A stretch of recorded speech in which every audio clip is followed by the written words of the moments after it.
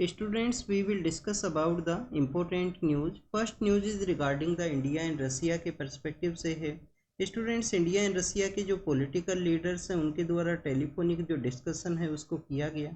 आप देखिए कि डिस्कशन का जो बेसिक मैंडेट है वो यही है कि इंडिया और रसिया के जो रिलेशंस हैं उनको किस तरीके से स्ट्रेंथन किया जा सके, और रसिया का जो प्रेजेंट समय में यूक्रेन के साथ में जो कॉन्फ्लिक्ट है उसको किस तरीके से रिजोल्व किया जा सके। स्टूडेंट्स, इंडियन प्राइम मिनिस्टर के द्वारा रिसेंटली आप देखिए कि पोलैंड एंड यूक्रेन का जो विजिट है उसको कंप्लीट किया गया।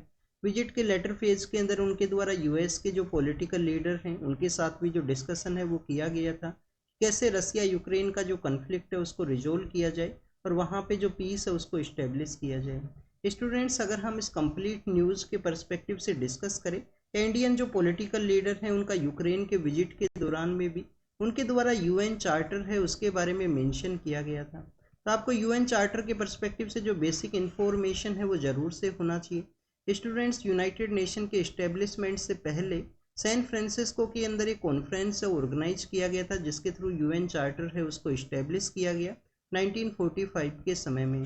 आप देखिए कि 1945 के समय जो यूएन चार्टर है जिसको सेटअप किया गया था तो उसका जो बेसिक मैंडेट है वो यही था कि एक कंट्री को दूसरे कंट्री का जो टेरिटोरियल सॉवरेनिटी है उसको रेस्पेक्ट करना है, इक्वल वे में उनको ट्रीट करना है। और आप देखिए कि इंडिया के द्वारा हमेशा यूएन चार्टर के जो प्रिंसिपल्स हैं उनको प्रमोट किया गया है। इंडिया के द्वारा कभी भी किसी कंट्री के ऊपर आपको जो अटैक है वो नहीं देखने के लिए मिलता है।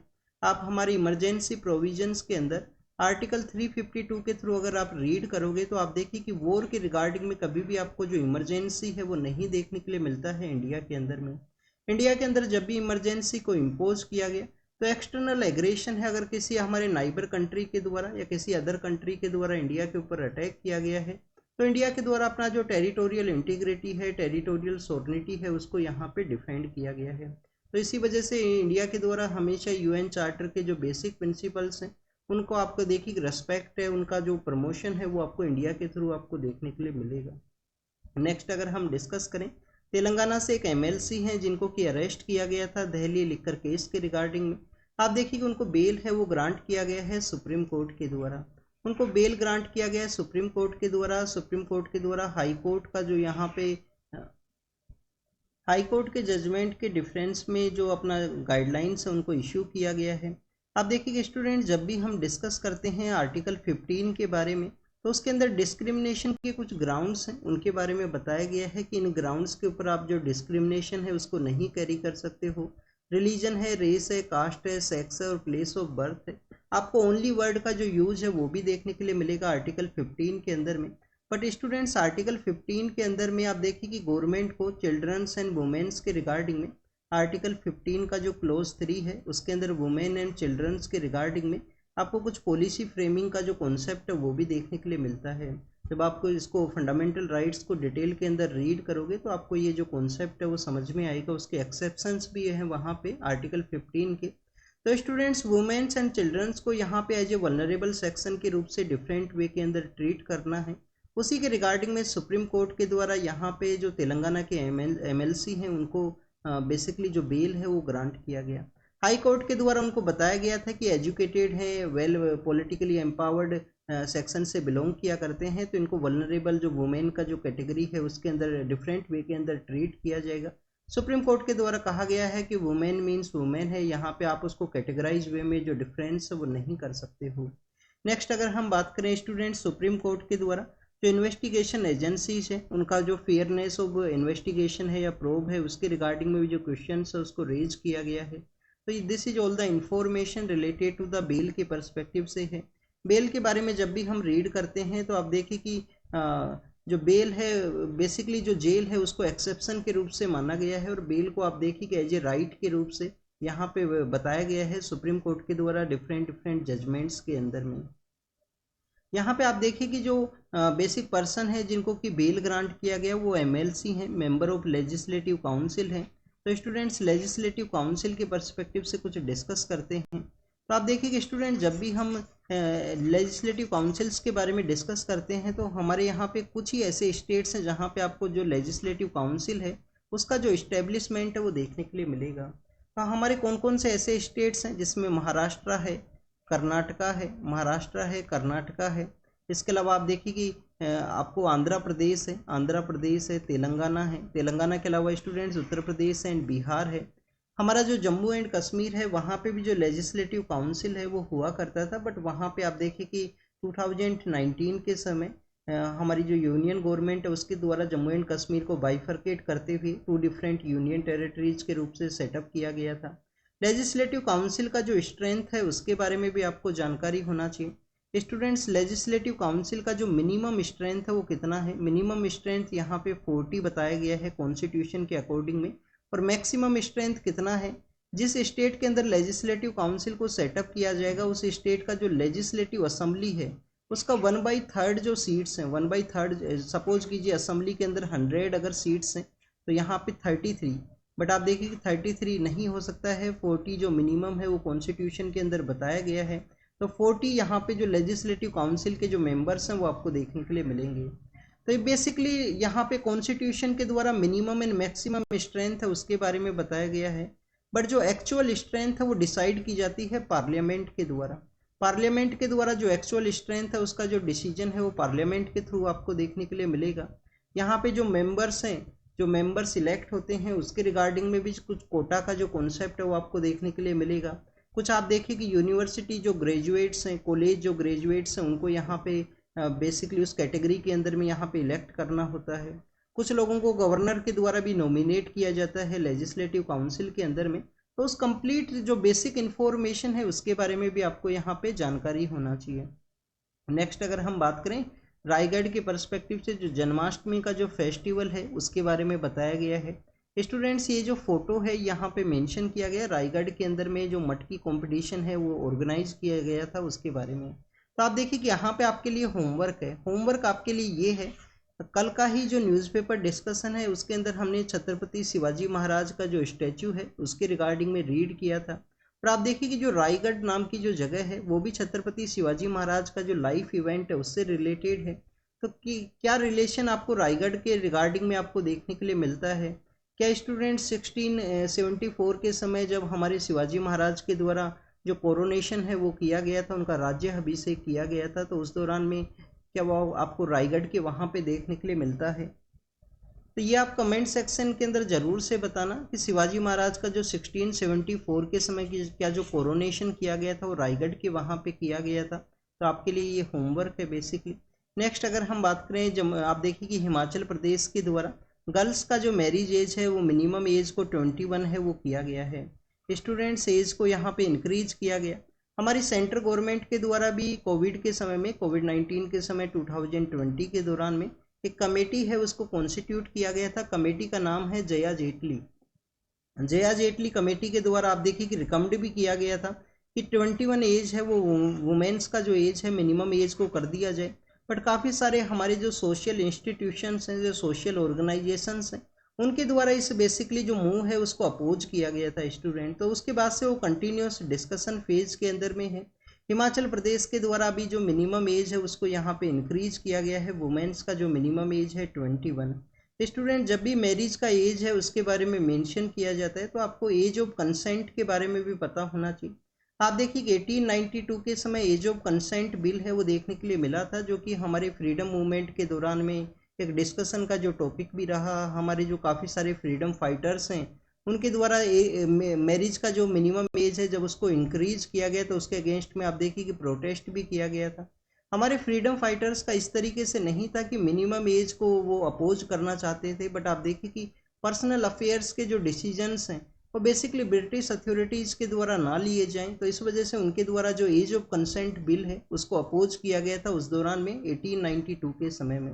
इसके रिगार्डिंग में यूपीएससी के द्वारा एज ऑफ कंसेंट का जो बिल है उसके रिगार्डिंग में आप देखिए कि काफ़ी बार जो क्वेश्चंस है वो पूछे गए हैं यूपीएससी के द्वारा, ये भी आपको पता होना चाहिए। कौन हमारा ऐसा पर्सनैलिटी है जिनके एफर्ट्स की वजह से जो एज ऑफ कंसेंट बिल है वो पास हुआ स्टूडेंट्स उस दौरान में?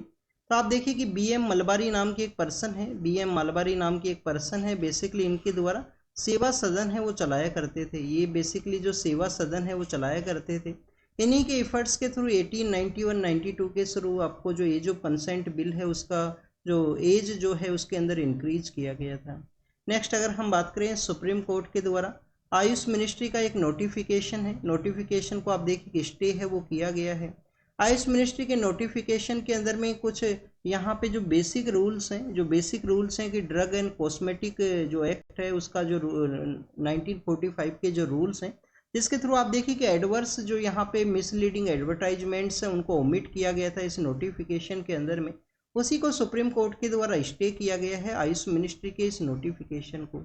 आयुष मिनिस्ट्री क्या है स्टूडेंट्स? हमारे जो ट्रेडिशनल जो हेल्थ केयर के जो सेक्टर्स हैं, जैसे कि आयुर्वेदा है, योगा है, यूनानी है, सिद्धा है, होम्योपैथी है, आप देखिए उनको प्रमोट करने के रिगार्डिंग में आयुष मिनिस्ट्री है उसको कॉन्स्टिट्यूट किया गया था हमारी गवर्नमेंट के द्वारा। अभी रिसेंटली उनका एक नोटिफिकेशन है जिसके अंदर कुछ मिसलीडिंग एडवर्टाइजमेंट का जो रूल है, वो मिसलीडिंग एडवर्टाइजमेंट किसी भी ऑर्गेनाइजेशन के द्वारा नहीं कैरी आउट किए जा सकते हैं, तो आप देखिए कि उसको ओमिट किया गया, जिसकी वजह से उसी नोटिफिकेशन के रिगार्डिंग में स्टे किया गया है सुप्रीम कोर्ट के द्वारा। जब भी नोटिफिकेशन के बारे में, गजेट नोटिफिकेशन के बारे में मेंशन हुआ करता है, तो आपको यहाँ पे जानकारी होना चाहिए कि हमारे कॉन्स्टिट्यूशन का जो आर्टिकल 12 है, आर्टिकल 12 क्या है? फंडामेंटल राइट का पार्ट है। हमारे जो FR हैं पार्ट 3 ऑफ द कॉन्स्टिट्यूशन के अंदर आर्टिकल 12 से लेकर आर्टिकल 35 तक आपको देखने के लिए मिलेंगे। बट आप देखिए कि जो आर्टिकल 12 है जिसके अंदर स्टेट को डिफाइन किया गया है, आर्टिकल 12 के अंदर स्टेट को डिफाइन किया गया है। फिर इनका जो रिव्यू प्रोसेस है जिसके रिगार्डिंग में आर्टिकल 13 के बारे में मेंशन किया गया है। तो स्टूडेंट्स आर्टिकल 12 के अंदर में आपको जो नोटिफिकेशन है, जो गजेट नोटिफिकेशन है, वो भी आपको इसका पार्ट है वो देखने के लिए मिलेगा।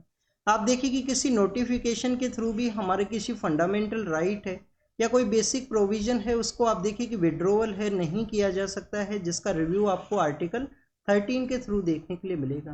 तो जब आप आर्टिकल 12 के बारे में डिटेल के अंदर रीड करोगे कि किस किस को यहाँ पे स्टेट का जो पार्ट है वो माना गया है, तो आप देखिए कि नोटिफिकेशन को भी स्टेट का जो पार्ट है वो माना गया है। नेक्स्ट अगर हम बात करें स्टूडेंट्स, ये जो न्यूज़ है जो चेन्नई का जो एडिशन है द हिंदू का, उसके अंदर मेंशन है। दिल्ली एडिशन के अंदर ये न्यूज़ है वो नहीं मेंशन है। तो हाई सी के रिगार्डिंग में एक ट्रीटी है उसको इंडिया के द्वारा साइन किया जा सकता है यूएन का जब जनरल असेंबली का सेशन कंडक्ट होगा सितंबर के मंथ के दौरान में। तो आप देखिए कि स्टूडेंट्स यूएन का जो जनरल असेंबली का जो सेशन है उसके पर्सपेक्टिव से अगर हम डिस्कस करें, यूएन के 6 प्रिंसिपल ऑर्गेनाइजेशन है, 6 उसके जो मेन 6 प्रिंसिपल ऑर्गेनाइजेशन है जिसके अंदर आपको यूएन जनरल असेंबली है वो भी देखने के लिए मिलता है। यूएन जनरल असेंबली का एवरी ईयर जो मीटिंग है, जो leader of the every country के जो लीडर हैं, स्टेट के जो लीडर हैं, उनको इनवाइट किया जाता है यहाँ पे, और उनके द्वारा अपना जो कंट्री के जो विजन है, डॉक्यूमेंट है, उसके रिगार्डिंग में जो डिस्कशन है वो यहाँ पे किया जाएगा जनरल असेंबली के सेशन के दौरान में। काफ़ी बार हमारे जो पॉलिटिकल लीडर हैं, जो प्राइम मिनिस्टर हैं, वो भी विजिट के लिए जाते हैं। काफ़ी बार आप देखिए कि मिनिस्टर्स उनको सेंड किया जाता है वहाँ पे यूनाइटेड नेशन जनरल असेंबली के वहाँ पे। तो स्टूडेंट जो हाई सी ट्रीटी है, हाई सी बेसिकली क्या एरिया है? आप देखिए कि आपको 200 जो नॉटिकल माइल्स का जो एरिया है वो किसी भी कंट्री के अंडर आपको देखने के लिए मिलता है। तो यूएन क्लोज के थ्रू जो 200 नॉटिकल माइल्स का जो एरिया है उसको कंट्री के ही ज्यूरिसडिक्शन के अंदर माना गया है। आप देखिए कि उस कंट्री के द्वारा किसी भी कंट्री का जो सी के साथ एरिया शेयर करता है, तो यूएन क्लोज के उस कन्वेंशन के थ्रू 200 न्यूटिकल माइल्स के एरिया के अंदर में जो रिसर्च की एक्टिविटी हैं उनको वहाँ पे कैरी आउट किया जा सकता है। स्टूडेंट्स आउटसाइड 200 न्यूटिकल माइल्स का जो एरिया है जिसको कि हाई सी का जो पार्ट है वो रखा गया है, उसी के रिगार्डिंग में एक ट्रीटी है जिसको कि यूएन के द्वारा प्रपोज किया गया था। हाई सी का जो एरिया है उसको यहाँ पे बियॉन्ड द नेशनल ज्यूरिसडिक्शन का जो एरिया है उसके जो बायोडाइवर्सिटी है उसको किस तरीके से प्रमोट करना है, तो उसी के रिगार्डिंग में जो ट्रीटी है वो इंडिया के द्वारा साइन किया जाएगा। इसी के रिगार्डिंग में आप देखिए कि एक वर्कशॉप है उसको भी ऑर्गेनाइज किया गया है हमारे जो साउथ एशिया के जो कंट्रीज हैं उनके पर्सपेक्टिव से, जिसको कि इस न्यूज़ के अंदर मेंशन किया गया। तो हाई सी के बारे में आपको पता होना चाहिए, बियॉन्ड 200 जो न्यूटिकल माइल्स का जो एरिया है उसको हाई सी का पार्ट माना गया है। 200 न्यूटिकल माइल्स को डील किया जाता है यूएन जो यूएन क्लोज है, convention on the law of the sea के थ्रू इसको डील किया जाएगा। रेलवे बोर्ड के पर्सपेक्टिव से है, रेलवे बोर्ड के जो नए हमारे जो चेयरमैन हैं उनको यहाँ पे अपॉइंट किया गया है। अपॉइंटमेंट जो कमेटी है, कैबिनेट कमेटी है, उसके थ्रू इनका अपॉइंटमेंट आपको देखने के लिए मिलेगा। किसके द्वारा हेड किया जाता है इस कमेटी को? पीएम के द्वारा। कौन कौन सी जो कैबिनेट कमेटी है वो पीएम के द्वारा नहीं हेड की जाती हैं? Cabinet committee on accommodation, accommodation का जो कमेटी है कि जो हमारे मेंबर ऑफ पार्लियामेंट्स हैं उनको जो हाउस है वो कौन सा मिलेगा, ये आपको जो मिनिस्ट्री ऑफ होम अफेयर्स है उनके अंडर में देखने के लिए मिलता है, कैबिनेट कमेटी ऑन अकोमोडेशन। इसके अलावा students cabinet committee on parliamentary जो अफेयर्स है, cabinet committee on parliamentary affair, वो आप देखिए एक सीनियर जो पर्सन है उनके द्वारा हेड की जाती है। अभी प्रेजेंट समय में हमारे जो डिफेंस मिनिस्टर हैं उनके द्वारा cabinet committee on parliamentary affair है वो उनके हेड है, वो आपको देखने के लिए मिलेंगे। उसके अलावा जितना भी कैबिनेट कमेटी है, जितनी भी कैबिनेट कमेटी है, जैसे कैबिनेट कमेटी ऑन सिक्योरिटी हुआ, अपॉइंटमेंट वाला जो कैबिनेट कमेटी हुआ, जो मेन अपॉइंटमेंट्स हैं वो किए जाते हैं उस कमेटी के द्वारा। इसके अलावा आप देखिए कि 2 ऐसी कमेटी हैं जिनको 2019 के समय कॉन्स्टिट्यूट किया गया था। एक कैबिनेट कमेटी ऑन स्किल के रिगार्डिंग में है, एक कैबिनेट कमेटी ऑन इन्वेस्टमेंट के परस्पेक्टिव से आपको देखने के लिए मिलेगा। तो वो सभी कमेटीज हैं वो पीएम के द्वारा, प्राइम मिनिस्टर ऑफ इंडिया के द्वारा हेड की जाती हैं। रेलवे बोर्ड के नए चेयरमैन हैं वो उनको अपॉइंट किया गया है। रेलवे बोर्ड कब कॉन्स्टिट्यूट हुआ स्टूडेंट्स, 1901 के समय में। 1901 के समय कमेटी बनता है, कमेटी का नाम है Thomas Robertson committee. Thomas Robertson committee है। थॉमस रॉबर्टसन कमेटी का जब रिकमेंडेशन के बाद में रेलवे बोर्ड है उसको कॉन्स्टिट्यूट किया गया था। इनिशियल फेज के अंदर 3 मेंबर्स हैं वो इसके पार्ट हुआ करते थे, एक चेयरमैन हुआ करेगा इसके अंदर में। बाद में आप देखिए कि मेंबर्स का जो संख्या है उसको 5 किया गया, उसके बाद में आपको 8 देखने के लिए मिलता है। 2019 के समय हमारी गवर्नमेंट के द्वारा इसको रिड्यूस करते हुए 5 जो स्ट्रेंथ है वो रखा गया है प्रेजेंट समय में रेलवे बोर्ड का। रेलवे बोर्ड के जो चेयरमैन है एज ए सीईओ के रूप से इनका जो वर्क है वो आपको देखने के लिए मिलता है। अब आपसे यहाँ पे एक क्वेश्चन है वो पूछा जा सकता है, क्या रेलवे बोर्ड को कभी किसी वुमेन ऑफिसर के द्वारा भी हेड किया गया है? तो अभी प्रेजेंट समय में जो रेलवे बोर्ड के जो चेयरमैन है वो आपको फर्स्ट वुमेन ऑफिसर हैं वो देखने के लिए मिलते हैं। तो इस तरीके से जो कुछ एग्जाम्पल हैं वो आपको ज़रूर से पता होना चाहिए कि क्या किसी वुमेन ऑफिसर के द्वारा भी इसको हेड किया गया या नहीं किया गया। रेलवे के बारे में जब भी हम रीड करते हैं तो रेलवे बजट के बारे में एक कमेटी है 1921 के समय का, एक्वर्थी कमेटी, वो आपको पता होना चाहिए, जिसके थ्रू रेलवे बजट है उसको सेपरेट किया गया था। फिर 2015 के समय एक नया कमेटी बना, विवेक देवराई कमेटी, उनके द्वारा आप देखिए कि रेलवे के जो बजट है उनको जनरल बजट के साथ ही मर्ज कर दिया गया। पहले आपको ये डिफरेंट बजट है वो देखने के लिए मिलते थे। नेक्स्ट अगर हम डिस्कस करें तो स्टूडेंट्स रोहिंग्याज का जो ऑर्गेनाइजेशन है उसके पर्सपेक्टिव से है, उनके द्वारा वायलेंस को रोकने के रिगार्डिंग में डिस्कस किया गया है कि म्यांमार के अंदर में रोहिंग्या जो पर्सनस हैं, जो रोहिंग्या मुस्लिम्स हैं, उनके अगेंस्ट में वायलेंस है उसको स्टॉप किया जाए। स्टूडेंट्स रोहिंग्याज का अगर हम लोकेशन के बारे में डिस्कस करें तो आप देखिए कि म्यांमार के अंदर में एक एरिया है जिसको कि हम रखाइन स्टेट के नाम से जाना करते हैं। वहाँ पे जो अराकन जो माउंटेन्स हैं वो भी आपको देखने के लिए मिलेगा। तो आप देखिए कि जो रखाइन स्टेट का जो एरिया है, रखाइन स्टेट के एरिया के अंदर रोहिंग्या जो कम्युनिटी का पॉपुलेशन आपको देखने के लिए मिलेगा। बट वहाँ पे कंट्री के द्वारा वायलेंस है, आप देखिए कि जो वायलेंस है वो एथनिक वायलेंस वहाँ पे इंक्रीज हुआ। तो जो रोहिंग्या पर्सनस है वहाँ से जो माइग्रेशन करना है वो स्टार्ट किया गया। रोहिंग्या पर्सनस का जो संख्या है वो आपको भासन चार आइलैंड है जो बांग्लादेश के वहाँ पे क्रिएट किया गया था। भासन चार आइलैंड है जहाँ पे उनके रिहेबिलिटेशन कैंप्स आपको देखने के लिए मिलते हैं। एक आपको कोक्स बाजार का जो एरिया है वो भी आपको देखने के लिए मिलेगा। तो आप देखिए कि बांग्लादेश को इंडिया के द्वारा कुछ सपोर्ट है वो भी प्रोवाइड किया गया, ह्यूमैनिटेरियन असिस्टेंस है वो एक मिशन के थ्रू प्रोवाइड किया गया था बांग्लादेश को, जिससे कि भासन चार आइलैंड और कोक्स बाजार के अंदर में इनको रिहेबिलिटेट है वो किया जा सके। अभी यहाँ पे वायलेंस को स्टॉप करने के बारे में डिस्कस किया गया है। स्टूडेंट्स जो स्टेट का जो एरिया है, जो रखाइन स्टेट है, जो अराकन माउंटेन्स हैं, इंडिया के पर्सपेक्टिव से इनका जो इम्पोर्टेंस है वो आपको देखने के लिए मिलेगा। आप देखिए कि जो रखाइन स्टेट है वो बेसिकली हमारा एक प्रोजेक्ट है हम नॉर्थ ईस्ट के कनेक्टिविटी के रिगार्डिंग में, जिसको कि हम सितवे पोर्ट के नाम से जानते हैं। सितवे पोर्ट आप देखिए कि हमारे नॉर्थ ईस्ट के साथ में जो कनेक्टिविटी है उसको बूस्ट करने के पर्सपेक्टिव से है, और आपको ये जो रखाइन स्टेट का जो एरिया है उसी से ये जो प्रोजेक्ट है वो पास करता है। नेक्स्ट अगर हम बात करें अराकन माउंटेन्स के बारे में तो आप देखिए कि हमारा जो मानसून है, मानसून के डिफ्लेक्शन के अंदर में मानसून हमारा साउथ वेस्ट का मेजरली मानसून है। वैसे एक मानसून आपको नॉर्थ ईस्ट का भी देखने के लिए मिलेगा जो अक्टूबर नवंबर के मंथ के दौरान में हमारा ये जो कोरामंडल कोस्ट है, कोरामंडल कोस्ट कौन सा, आंध्र प्रदेश है, तमिलनाडु का पार्ट है। तो आप देखिए कि इस एरिया के अंदर जो वाटर है वो रिसीव होता है अक्टूबर एंड नवंबर के समय में। तो हमारा जो साउथ वेस्ट का जो मेन मानसून है उसके डिफ्लेक्शन के अंदर में म्यांमार का इन अराकन जो हिल्स हैं, अराकन जो माउंटेन रेंज है, उनका एक इम्पोर्टेंट रोल है, वो भी आपको देखने के लिए मिलता है। नेक्स्ट अगर हम बात करें सुप्रीम कोर्ट के द्वारा, आप देखिए कि एयर क्वालिटी का जो पैनल है उससे क्वेश्चन पूछे गए हैं कि आपके द्वारा विंटर के समय एनसीआर के अंदर में जो हमेशा हार्श जो एयर पोल्यूशन का जो सिचुएशन क्रिएट होता है उसको किस तरीके से डील किया जाएगा। आपको यहाँ पे एक ऑर्गेनाइजेशन के बारे में पता होना चाहिए, commission for air quality and management है हमारे एनसीआर के रीजन के रिगार्डिंग में, जिसको कि 2020 के थ्रू ऑर्डिनेंस के थ्रू इसको क्रिएट किया गया था। Commission for air quality and management है, commission for air quality and management है एनसीआर के एडजॉइनिंग एरिया के रिगार्डिंग में। और आप देखिए कि जो पर्सन इसके चेयरमैन रहेंगे 3 ईयर का उनका टेन्योर हुआ करेगा मैक्सिमम, या उनके द्वारा 70 का जो एज है वो कंप्लीट किया गया हो। एनसीआर के रीजन के अंदर एयर क्वालिटी को इम्प्रूव करना है, जो स्टेप्स है वो इनके द्वारा लिए जा सकते हैं, इस तरीके से इंस्टीट्यूशन को क्रिएट किया गया था। ग्रेडेड रेस्पॉन्स एक्शन प्लान है उसको इम्पोज किया जाता है। तो आप देखिए ग्रेडेड रेस्पॉन्स एक्शन प्लान है उसका इम्प्लीमेंटेशन आपको देखने के लिए मिलेगा commission for air quality and management के द्वारा। आप देखिए कि आपको पोल्यूशन बोर्ड के बारे में भी पता होना चाहिए। इनिशियल फेज के अंदर वाटर का जो एक्ट है उसके थ्रू उसको इस्टेब्लिश किया गया था, बाद में एयर का जो एक्ट है वो भी ऐड किया गया था सेंट्रल पोल्यूशन कंट्रोल बोर्ड के अंदर में। 1981 का हमारा जो वाटर का एक्ट है, फिर 1974 का जो एयर पोल्यूशन का जो प्रिवेंशन का जो एक्ट है उसको भी उसी के जुरिडिक्शन के अंदर ऐड किया गया। मैनुअल स्क्वेंजिंग के पर्सपेक्टिव से है, आप देखिए कि मुंबई के जो ड्रेन एरियाज है उनको क्लीन किया जाता है, मुंबई के जो ड्रेन्स है उनको क्लीन किया जाता है।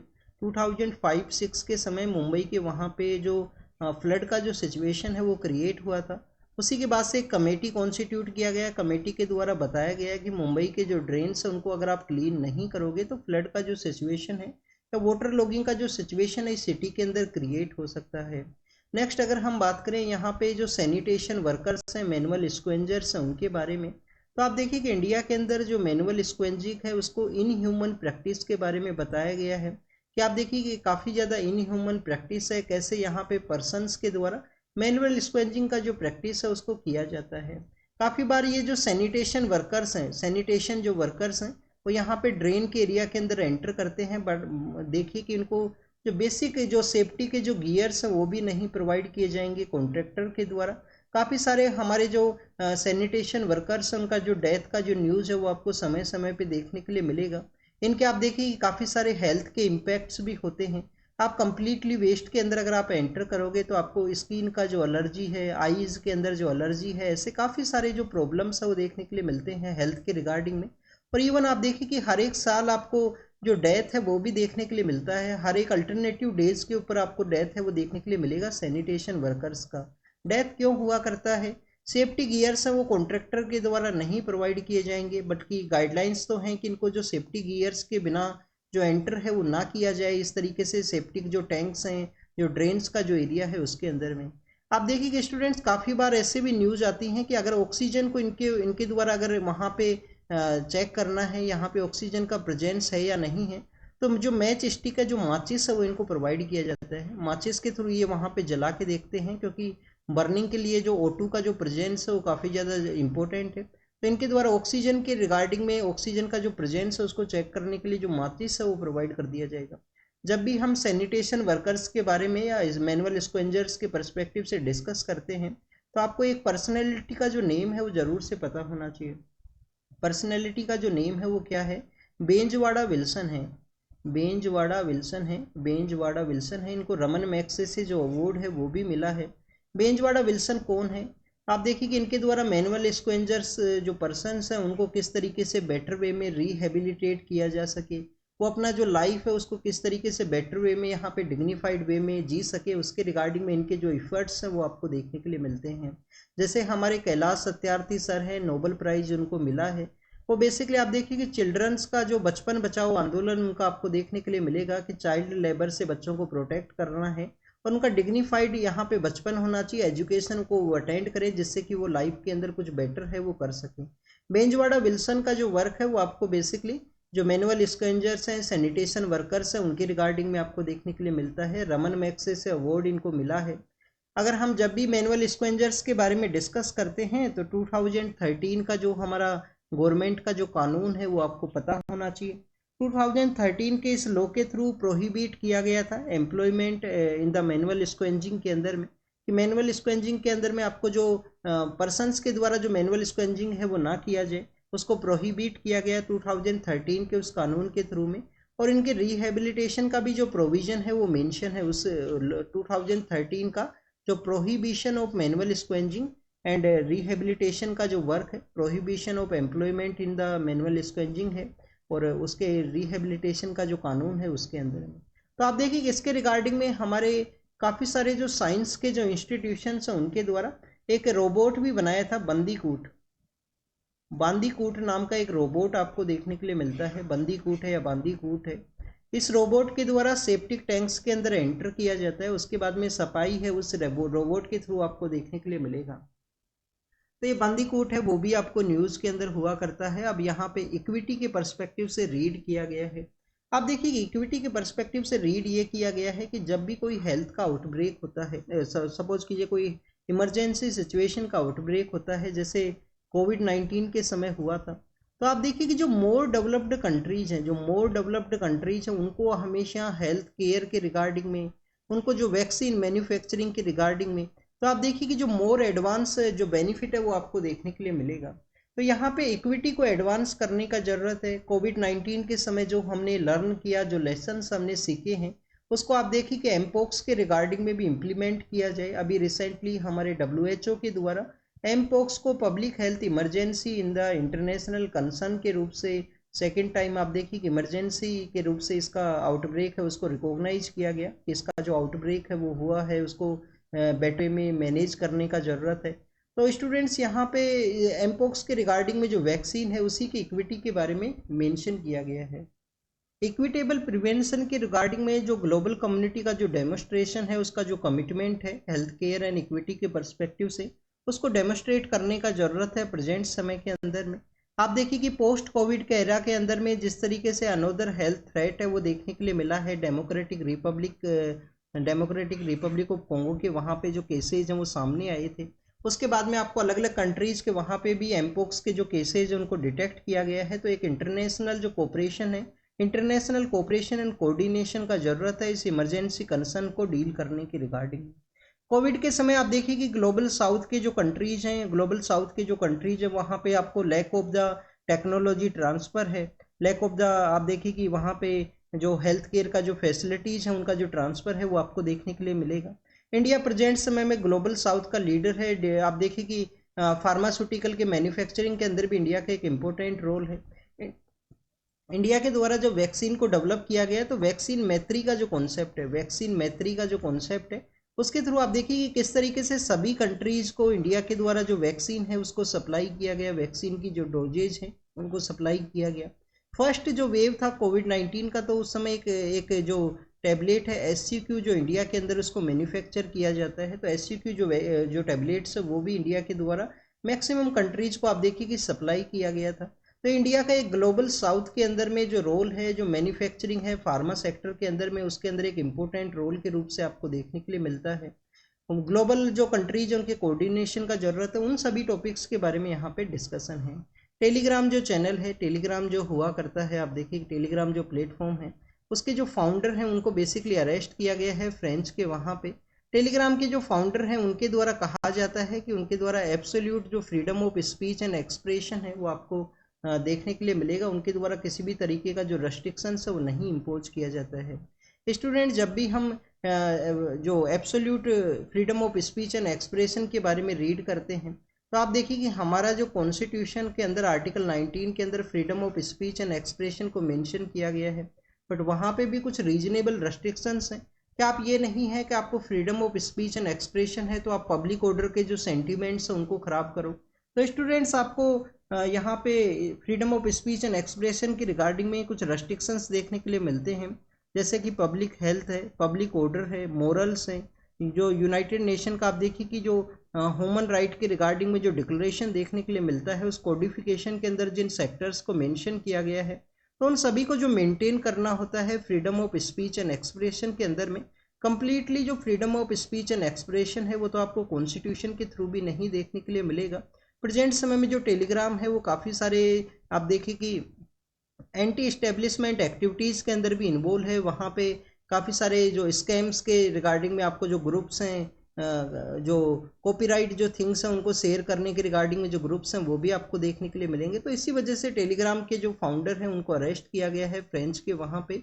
एब्सोल्यूट जो freedom of speech and expression है वो नहीं है, रीजनेबल रेस्ट्रिक्शंस है वो आपको देखने के लिए मिलेंगे। होमवर्क है आपके लिए यहाँ पे आर्टिकल 19 का जो क्लोज 1 है जिसके अंदर freedom of speech and expression के बारे में मेंशन किया गया है, उसके जो 8 रीजनेबल रेस्ट्रिक्शंस है, फर्स्ट के अंदर में 8 रीजनेबल रेस्ट्रिक्शंस है वो आप जरूर से बताना। सॉवरेनिटी ऑफ कंट्री है, जो हमारे friendly relation which neighbour countries हैं वो सभी आपको पता होने चाहिए। यहाँ पे 8 जो रीजनेबल रेस्ट्रिक्शंस है उनके बारे में। केयर इकोसिस्टम के बारे में है, इंडिया को आपको देखिए कि केयर इकोसिस्टम को डेवलप करने का ज़रूरत है। क्यों इसको डेवलप करने का ज़रूरत है? बेसिकली जो फीमेल लेबर फोर्स पार्टिसिपेशन है, फीमेल लेबर फोर्स जो पार्टिसिपेशन रेट है वो इंडिया के अंदर में आपको डेवलप्ड कंट्रीज से जो लेस है वो देखने के लिए मिलता है। प्रेजेंट समय में इंडिया के अंदर जो फीमेल लेबर फोर्स पार्टिसिपेशन है वो 37% है।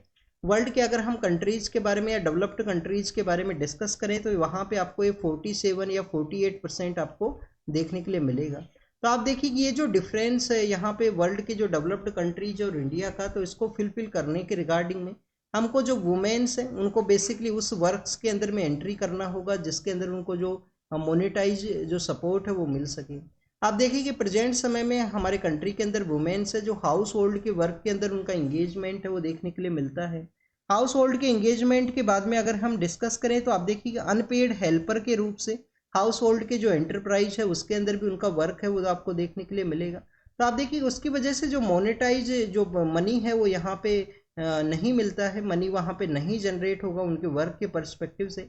अगर उस मनी को जनरेट करना है तो उनको जो फॉर्मल लेबर फोर्स पार्टिसिपेशन का जो एरियाज है उसके अंदर एंटर करना होगा।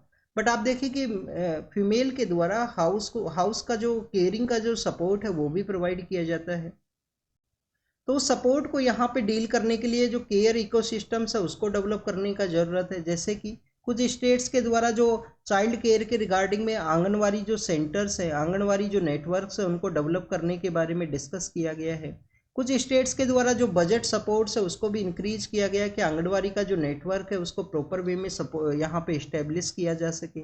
जो क्रेचे फैसिलिटी है जो चिल्ड्रंस के रिगार्डिंग में जो झूले का जो कॉन्सेप्ट हुआ करता है वो भी उनको यहाँ पे जो पालना इन झूला है उसको भी इस्टेब्लिश किया जाए। आप देखिए कि हमारा जो मैटरनिटी बेनिफिट एक्ट है, मैटरनिटी बेनिफिट एक्ट 2017, उसके अंदर भी जो क्रेचे का जो फैसिलिटी है उसके बारे में मेंशन किया गया है। और 2019 का जो प्रीलिम्स का पेपर था तो उसके अंदर में आप देखिए कि क्वेश्चन है वो पूछ लिया गया था कि कितने टाइम्स के लिए जो क्रेचे है उसके यहाँ पे विजिट को अलाउ किया गया है एक वर्किंग वुमेन को, अगर वहाँ पे जो मैटरनिटी बेनिफिट एक्ट के थ्रू जो जिस भी इंस्टीट्यूशन के अंदर वो वर्क किया करते हैं तो आप देखिए कि वो अपना चिल्ड्रन है उसको भी कैरी कर सकते हैं। वहाँ पे क्रेचे का जो इस्टेब्लिशमेंट है, जो पालना है, झूले का जो इस्टेब्लिशमेंट है वो होना चाहिए। ये मैटरनिटी बेनिफिट एक्ट के ही कुछ प्रोविजंस है जिसके बारे में आपको पता होना चाहिए। तो केयर सेंटर्स के डेवलपमेंट के बारे में है, आंगनवाड़ी जो नेटवर्क है उसको डेवलप किया जाए जिससे कि वो अपना जो चिल्ड्रन है उसको वहाँ पे छोड़ सके और उसके अलावा अपना जो लेबर फोर्स पार्टिसिपेशन जो वर्क है उसके अंदर एंगेज हो सके। इसके अलावा जो मैटरनिटी बेनिफिट एक्ट के थ्रू हमने डिस्कस किया, इंटीग्रेटेड जो चाइल्ड केयर के जो इंस्टीट्यूशंस हैं, न्यूट्रिशनल प्रोग्राम है चिल्ड्रंस के रिगार्डिंग में उसको भी बूस्ट करने का ज़रूरत है। नेक्स्ट अगर हम बात करें फीमेल स्टूडेंट्स का, आप देखिए कि इंजीनियरिंग जो कोर इंजीनियरिंग के जो कोर्सेज हैं उसके अंदर यहाँ पे एनरोलमेंट के बारे में है। स्टूडेंट्स कोर इंजीनियरिंग के जो कोर्सेज क्या है, मैकेनिकल है, इलेक्ट्रिकल है, इस तरीके का जो कोर्सेज हैं वहाँ पे आप देखिए कि हमारे जो टोटल नंबर ऑफ स्टूडेंट जिस तरीके से 2005 या आप देखिए कि 2000 से लेकर 2012-13 तक जिस तरीके से यहाँ पे एनरोलमेंट है वो इंक्रीज हुआ था, अभी प्रेजेंट में आपको जो बॉयज़ का जो एनरोलमेंट है वो डिक्लाइनिंग फेज के अंदर देखने के लिए मिलता है। इंजीनियरिंग कोर्सेज के रिगार्डिंग में, इंजीनियरिंग कॉलेजेस के परस्पेक्टिव से हमारे जो स्टूडेंट्स हैं वो इंक्रीज हुए हैं। बट आप देखिए कि इंजीनियरिंग कोर्सेज के रिगार्डिंग में जो इंटरेस्ट है वो डिक्लाइनिंग आपको इस वजह से देखने के लिए मिलेगा कि अर्लियर फेज के अंदर जो इंजीनियर्स जनरेट हुए थे उनका जो प्रॉपर जो प्लेसमेंट है, प्रॉपर जो जॉब्स हैं वो आपको नहीं देखने के लिए मिला। क्वालिटी ऑफ जो इंजीनियर्स हैं वो भी डिक्लाइन हुआ है। तो उसी के रिगार्डिंग में लेस नंबर ऑफ इंगेजमेंट है, लेस नंबर ऑफ एनरोलमेंट है, वो आपको देखने के लिए मिलेगा। बट यहाँ पे एक पॉजिटिव थिंग ये है कि फीमेल स्टूडेंट्स के द्वारा आप देखिए कि जो इंजीनियरिंग के जो कोर कोर्सेज है उसके अंदर जो एंट्री है, जो एनरोलमेंट है, उसको यहाँ पे किया गया। ऑल इंडिया सर्वे हमारे यहाँ पे कंडक्ट होता है, all India survey for higher education, all India survey for higher education, उसी के थ्रू ये जो डाटा है उसको रिलीज किया गया है। अब आप देखिए कि जब भी हम साइंस सेक्टर के अंदर में या इंजीनियरिंग सेक्टर के अंदर वुमेन जो स्टूडेंट्स हैं, फीमेल जो स्टूडेंट्स हैं, उनके बारे में डिस्कस करते हैं, तो आपको स्टेम के बारे में पता होना चाहिए। स्टेम एक इनिशिएटिव है कि science, technology, engineering and mathematics के अंदर में हमारे जो गर्ल स्टूडेंट्स हैं उनका जो नंबर्स है उसको इंक्रीज किया जाए, उनका जो एनरोलमेंट है वो यहाँ पे इंक्रीज हो। ट्रेड यूनियंस के साथ में आप देखिए कि यूनिफाइड जो पेंशन स्कीम है, यूनिफाइड पेंशन स्कीम के द्वारा जो हमारे लेबर लॉज हैं उनको किस तरीके से इम्प्लीमेंट किया जाएगा, तो उसका यहाँ पे डिस्कशन किया गया है। कुछ ट्रेड यूनियंस को नहीं बुलाया गया है मीटिंग के अंदर में, तो उसका भी यहाँ पे प्रोटेस्ट है, उसके बारे में भी डिस्कशन है।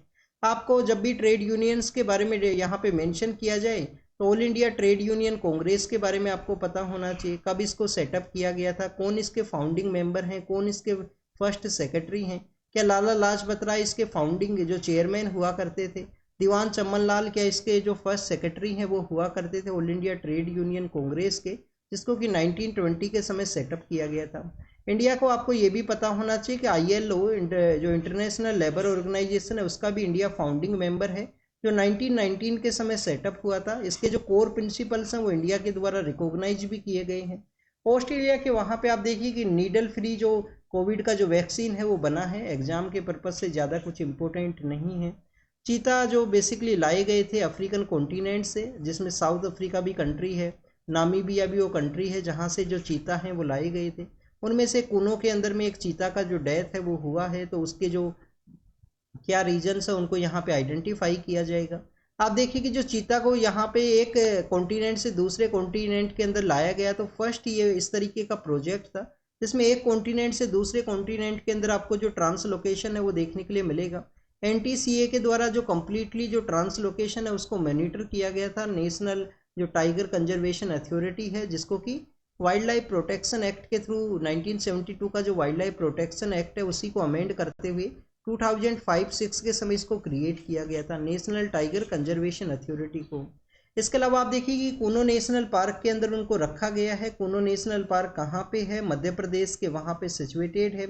आप देखिए कि एक गांधी सागर जो सेंचुरी है उसके अंदर भी इनके जो कुछ जो चीता हैं उनको वहाँ पे ट्रांसफ़र किया जाए, उसके रिगार्डिंग में भी डिस्कशन है, वो भी मध्य प्रदेश के वहाँ पे ही सिचुएटेड है। तो ये चीताज के बारे में है। एशियाटिक चीताज के बारे में अगर हम डिस्कस करें तो एशियाटिक जो चीता हैं स्टूडेंट्स, वो आपको बेसिकली क्रिटिकल एंडेंजर्ड देखने के लिए मिलते हैं। ओनली ईरान के अंदर में वो प्रेजेंट समय में उनका संख्या है।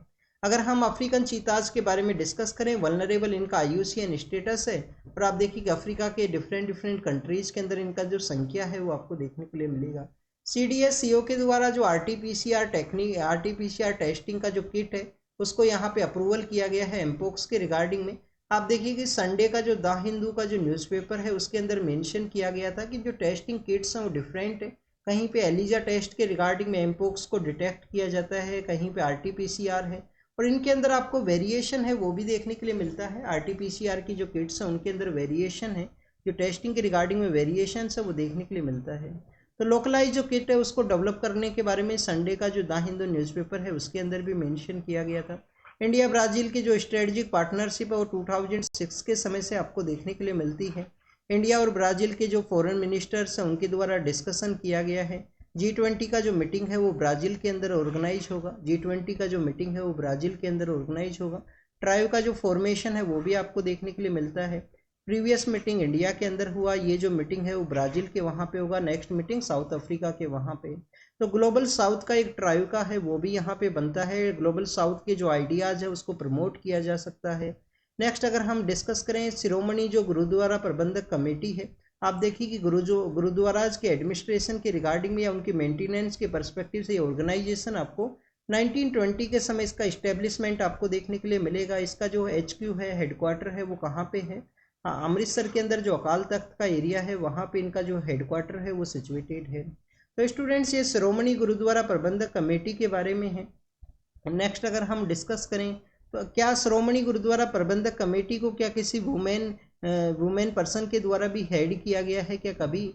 इसके जो इलेक्शंस है वो भी आपको देखने के लिए मिलते हैं।